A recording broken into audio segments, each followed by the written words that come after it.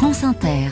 Les chroniques littorales au menu ce matin, innovation et entreprise. Bonjour José-Manuel Lamarque. Bonjour Mathilde Munoz. Vous nous présentez l'index French Blue Tech.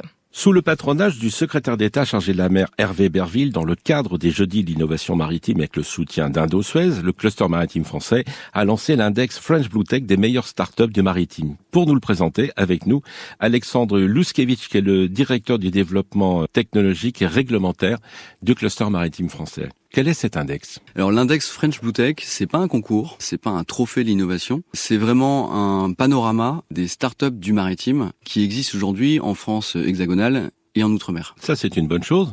Mais avant d'avoir cet index, il fallait quand même marier des startups maritimes avec le monde de la finance. Oui, effectivement, c'est le but puisque on va dédier un événement le 18 décembre à Paris qui va rassembler les startups qui auront été retenues à l'issue d'un processus de sélection assez pointu pour présenter aux investisseurs qui seront conviés à cette soirée les startups du maritime. Le constat, il est assez simple. On a la majorité des startups du maritime qui sont basées sur le littoral, encore une fois en hexagone ou en Outre-mer, et la majorité des investisseurs qui se trouvent en région parisienne. Il faut permettre qu'ils puissent se rencontrer, mais il faut également qu'ils arrivent à parler le même langage. Et aujourd'hui, on imagine, on identifie, et en tout cas on a des demandes en ce sens, notamment du côté des investisseurs, d'identifier des startups du maritime, puisqu'aujourd'hui les capitaux sont ouverts également à ce secteur d'activité. On a décidé de mettre en place cet index. Plusieurs catégories dans l'index pour ces startups. Oui, absolument. On a plusieurs catégories. On a même retenu 5 macro-catégories.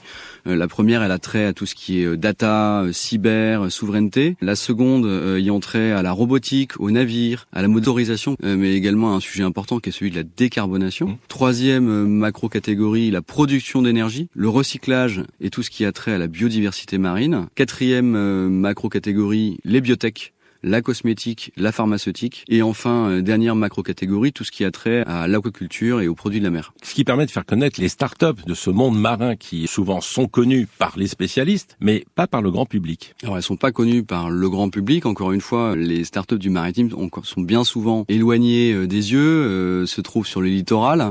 Aujourd'hui, on voudrait les rassembler à Paris pour qu'elles puissent rencontrer des investisseurs en amorçage ou en développement dans ces startups.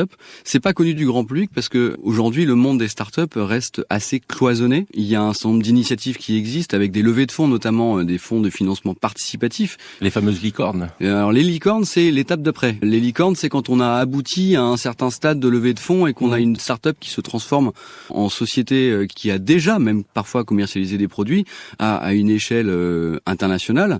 Et on espère bien qu'un jour on aura des narvals, puisque la licorne maritime, c'est un narval. On le retrouve beaucoup dans le monde maritime des startups, cet appel à participation. On le retrouve beaucoup parce que, encore une fois, le monde maritime est protéiforme de la part de ces différents secteurs d'activité qui composent la filière maritime et de part également la disparité géographique, hexagone et outre-mer, région, littoral, capitale. Effectivement, aujourd'hui, on a du mal à identifier toutes ces startups. Il y a un certain nombre de programmes qui existent. Il y a des trophées d'innovation, l'Ocean Pitch Challenge, l'Ocean Hackathon, il y a la Cité Quick, il y a la labellisation de projets et d'accompagnement sur des financements participatifs et collaboratifs des pôles de compétitivité mer, Bretagne, Atlantique et Méditerranée. Il y a un certain nombre de programmes qui existent, mais on a du mal à flécher en fait ces startups vers les fonds d'investissement et ces fonds d'investissement ont du mal à identifier ces startups.